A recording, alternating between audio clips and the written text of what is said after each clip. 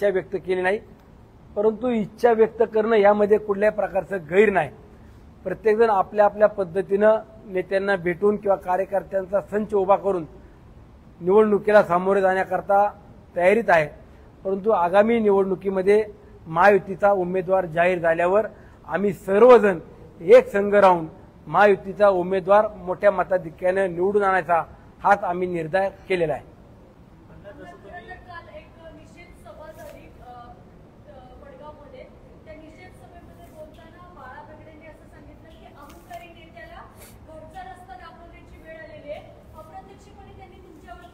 तुम्ही कसं नाव माझं घेता? त्यांनी माझं नाव घेतलंय का?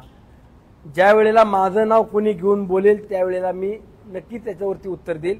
परंतु ठीक आहे, समोर बसलेल्या कार्यकर्त्यांना सांभाळणं, त्यांना ताकद देणं किंवा आम्ही तुमच्या सोबत आहोत हे दाखवण्याकरता काही वक्तव्य करावे लागत असतात। परंतु त्यामध्ये कालच्या जो काही मेळावा त्या ठिकाणी झाला त्यामध्ये बाळासाहेब नेवाळे यांनी तो मेळावा आयोजित केला होता। त्यांचा जो काही मेळाव्याचा सारांश मी पाहिला किंवा मला माहिती मिळाली त्यामध्ये सोसायटीच्या मी ते दूध संघावरती आता एक संचालक म्हणून काम करतायत आणि दूध संघावरती जाताना सोसायट्यांचं मतदान होत असतं। सोसायट्या आपल्या बाजूने कशा करता येईल त्याकरता प्रयत्न केला जातो आणि सोसायट्यांची सगळी प्रक्रिया होत असताना ही सगळी प्रक्रिया 2016-17 साली झाली होती आणि त्यानंतरनं त्या सगळ्या प्रक्रियेत कोण चुकीचं आहे, कोण बरोबर आहे, कुणी कशा पद्धतीनं चुकीची कामं केली आहेत हे न्यायालयीन बाब आहे। हे कोर्टामध्ये जाऊन त्या ठिकाणी जो काही निकाल झाला त्या निकालाच्या अनुषंगाने पुढची प्रक्रिया त्यांनी सुरू केली। कायदेशीर बाबीमध्ये अशा कुठल्याही प्रक्रिया किंवा अशा कुठल्या घटना झाल्या तर त्यामध्ये सामोपचाराने मिटल्या पाहिजे ही सर्वांचीच अपेक्षा असते।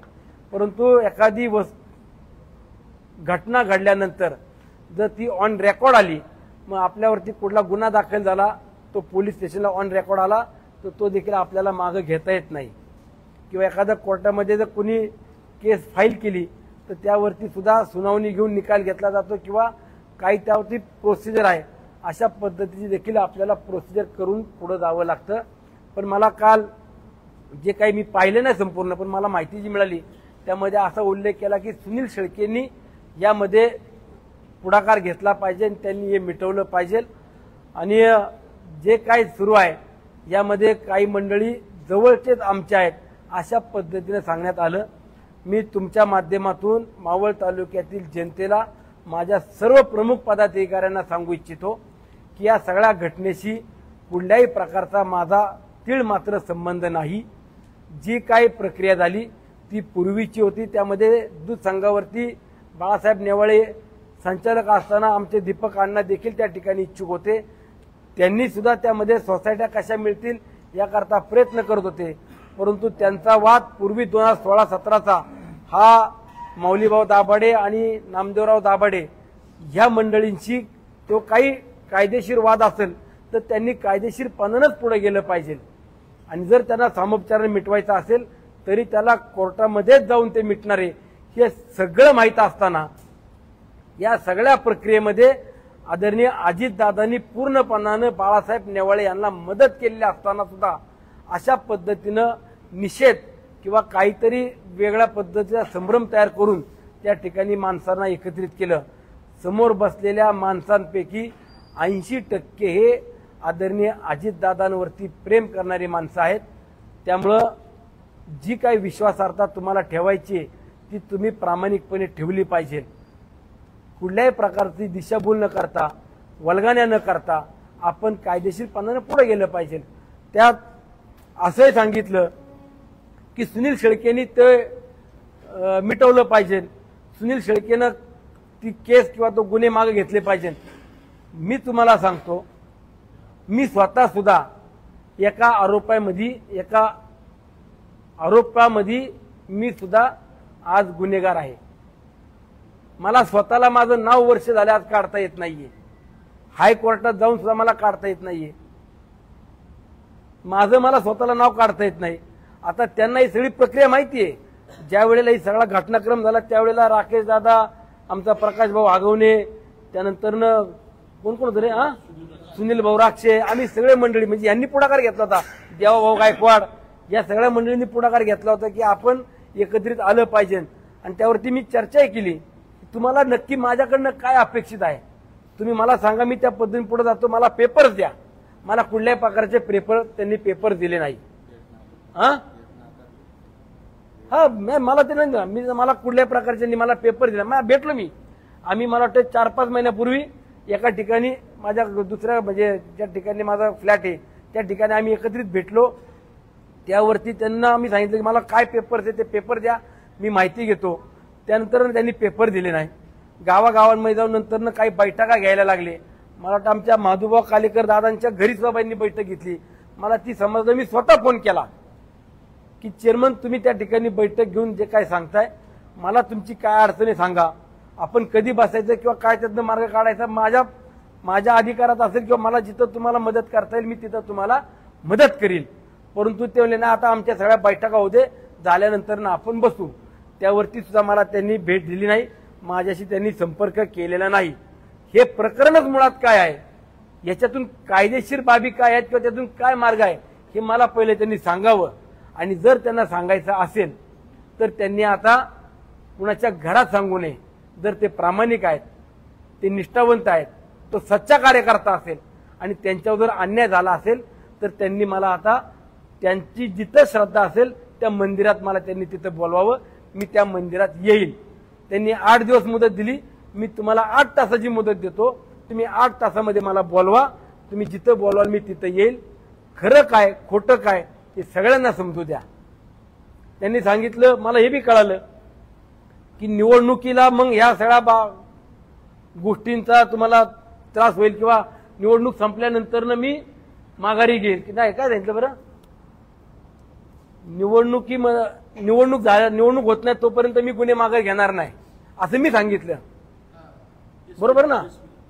एसपीला आता एसपी निवडणूक झाल्यानंतर मी तुमचे गुन्हे मागे घेईल अशा पद्धतीने काहीतरी खोटं नाटं सांगून माणसांमध्ये मनामध्ये विष पेरू नका. 25 वर्ष तुम्ही राजकारण केलं, मी 15 वर्ष राजकारण करतोय. शेवटी ही माणसं कमवायला खूप वर्ष जातात आणि घालवायला काही क्षण देखील लागत नाही. आता जर कायदेशीर प्रक्रियेतून पुढे जायचं असेल, कोर्ट कचेऱ्या किंवा लिगली प्रोसिजरमधून पुढे जायचं असेल तर त्यांना जावं लागेल, मलाही जावं लागेल. जर उद्या तुम्ही असं म्हणत असाल की नाही हे तूच मिटवलं पाहिजे तर मी तुम्हाला सांगतो किंवा नेवाळे साहेबांना सांगतो, तुम्ही उस्कांची जमीन 45 एकर जमीन ज्या वेळेला गावातल्या मंडळींना सांगितलं की मी तुम्हाला देव मंदिर बांधायला 50 लाख रुपये देतो, गावातल्या लोकांनी तुमच्या विश्वास ठेवून तुम्हाला दिली, तुम्ही तिराईत्रस्त व्यक्तींना विकली, पण आजही तुम्ही मंदिराचा 1 रुपया त्या गावाला दिला नाही. काय थोडेफार दिले असतील. आता मी जर असं म्हणालो, तुम्ही जी काय पूर्वी जागा 45 एकर देवस्थानची गावातल्या गायरांची जागा उस्कांची घेतली आणि ती विकली, ती तुम्ही परत द्या, हा मी आमदार म्हणून तुम्हाला आदेश आहे किंवा माझी सूचना आहे, तुम्हाला ती देता येईल का? तुम्हाला लिगल प्रोसिजर म्हणून पुढे जावंच लागेल. त्याचं खरेदी खत कॅन्सल करावं लागेल, ज्यांनी कोणी स्टॅम्प ड्युटी भरली असेल ती परत करावी लागेल आणि ती गावाला द्यावी लागेल. तसंच तुम्ही जे काय सोसायट्यांमध्ये तुमचे उद्योग झाले असतील ते तुम्हाला कॅन्सल करावे लागतील, ते कायदेशीर आहे. त्यामुळे मला या भानगडीत जायचं नाही. मला एवढं सांगायचंय, कुठलाही संबंध नसताना जाणीवपूर्वक ह्या अशा निवडणुकीच्या तोंडावरती आरोप करत असताना नेवाळे साहेब तुम्ही प्रामाणिक आहात, निष्ठावंत आहात, सच्चे आहात. फक्त तुम्ही निवडणुकीच्या तोंडावरती हा मुद्दा घेण्यापेक्षा मागच्या काही दिवसापूर्वी घेतला असता तर तो योग्य झाला असता. मी भेटायचं म्हणून सांगतोय आणि न बोलावता काही काल 3 मंडळ आले म्हणून ते सांगतायत. मी त्यामध्ये बाप्पू साहेब असतील, बाळाभाऊ असेल आणि रवी आप्पा भेगडे असेल, हे तिथं आलेत. अरे पण मला बोलवा ना, मी तुम्हाला समोर बोलवतोय, समोर मला बोलवा. समोर मला भेट टाळायची आणि माझ्या विरुद्ध काहीतरी मग ही सुपारी घेतली का? त्यामुळे आपण या प्रक्रियेमध्ये जाताना शहानिशा करताना हे वडीलधाऱ्या मंडळींच्या समोर सांगतो, या प्रक्रियेमध्ये किंवा या घटनेमध्ये माझा कुठलाही जरी संबंध असेल तर मी जाहीर माफी मागेन. पण जर तुम्ही प्रामाणिक असाल तर तुम्ही मला मंदिरात बोलवा, मी तिथं यायला तयार आहे. आणि माझ्या दृष्टीने आता हा विषय तोपर्यंत संपला.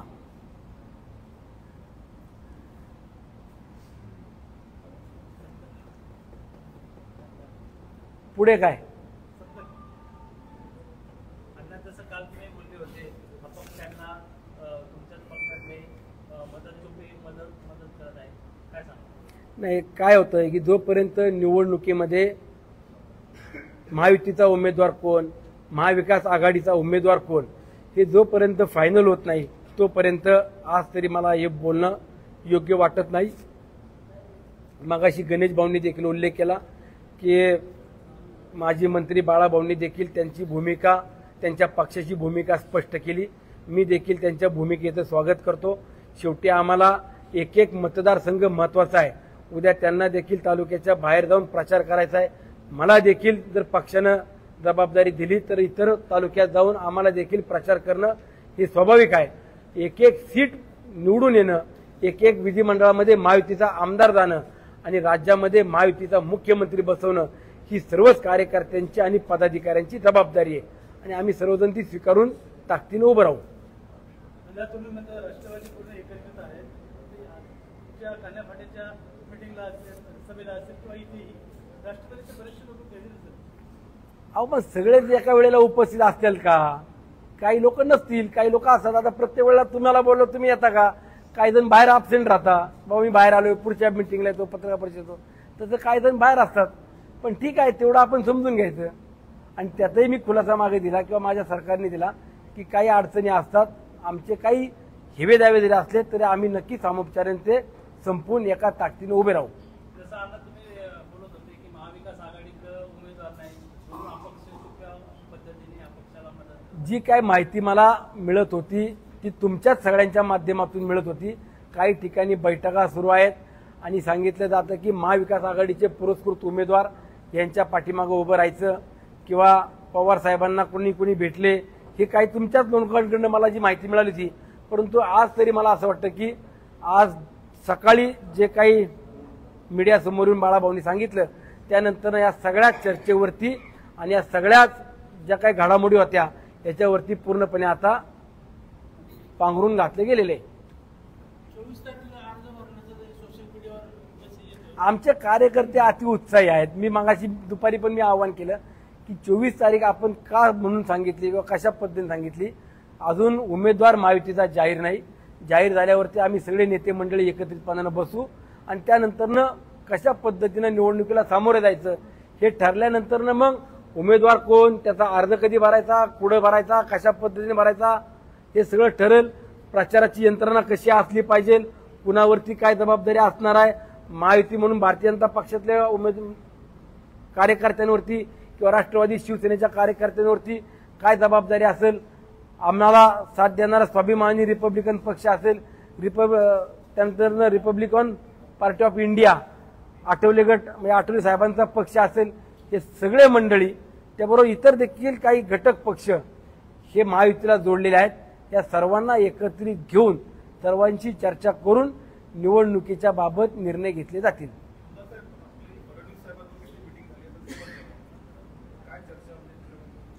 फडणवीस साहेबांना तालुक्यातली काही माहिती मला द्यायची होती ती त्या ठिकाणी मी दिली आणि इतर देखील पिंपरी चिंचवड किंवा पुणे या भागात राष्ट्रवादी काँग्रेस पक्ष म्हणून आम्हाला देखील जबाबदारी घ्यावी लागेल अशा पद्धतीने सूचना मला देवेंद्र फडणवीस साहेबांनी केली. तर त्यावरती जे काही जबाबदारी असेल ती नक्कीच घेऊन आम्ही काम करू अशा पद्धतीने त्यांना देखील आम्ही आश्वासन दिलेले आहे. आमदार साहेब, आपला शेवटचा प्रश्न, भोसरी आणि चिंचवडचे महायुतीचे उमेदवार जाहीर झाले, पिंपरी आणि मावळचा अजून झाले. पिंपरी आणि मावळ आता आपल्याला माहित आहे की काही ठिकाणी असं आहे की ज्या ठिकाणी ज्या पक्षाचा सिटिंग आमदार आहे त्याच पक्षाला ती जागा द्यायची असा फॉर्म्युला बऱ्यापैकी महायुतीमध्ये झालेला आहे. परंतु काल आम्ही कर्जत जामखेडची जागा राष्ट्रवादीचा आमदार असताना तिथं भारतीय जनता पक्षाला ती जागा राष्ट्रवादी काँग्रेस पक्षानं सोडली आणि राहुरीची पण जागा, अशा 2 मतदारसंघ ही काल राष्ट्रवादी काँग्रेस पक्षानं भारतीय जनता पक्षाला त्या ठिकाणी सोडलेल्या आहेत. अजून काही घडामोडी आहेत त्यामुळे आज लगेच काही त्यावरती सांगता येणार नाही. परंतु यादी आज उद्या परवा कधी जाहीर होईल त्यावरती स्पष्टपणाने दिसेल. सर्वांचा आभार. पवारमनांना हा आता फ्रेश झालो. आता काय राष्ट्रवादी काँग्रेस पक्षाच्या वतीने तालुक्याच्या